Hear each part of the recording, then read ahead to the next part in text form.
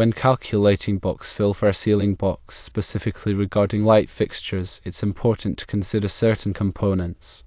If the fixture is flush with the ceiling and attaches with screws directly through the fixture into the box, you do not need to add any conductors to your box fill calculation for these screws.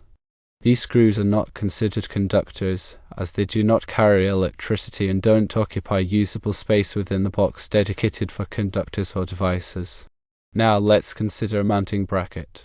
1. If the mounting bracket is positioned inside the electrical box, its volume must be added to the overall box fill calculation. This is because the bracket is physically occupying space within the box that would otherwise be available for conductors, splices, or devices. 2. If the mounting bracket is external to the box, meaning it's attached to the ceiling structure, a joist, or some other element outside the box itself, then you do not include the volume of the mounting bracket in your box fill calculation.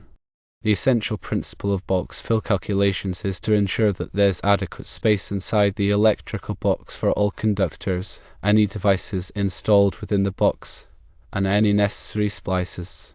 Items like screws that simply secure the fixture to the box, and mounting brackets located entirely outside the box, don't impede upon this space and are therefore excluded from the calculation. However, a bracket inside the box reduces the available volume and so must be included in calculations.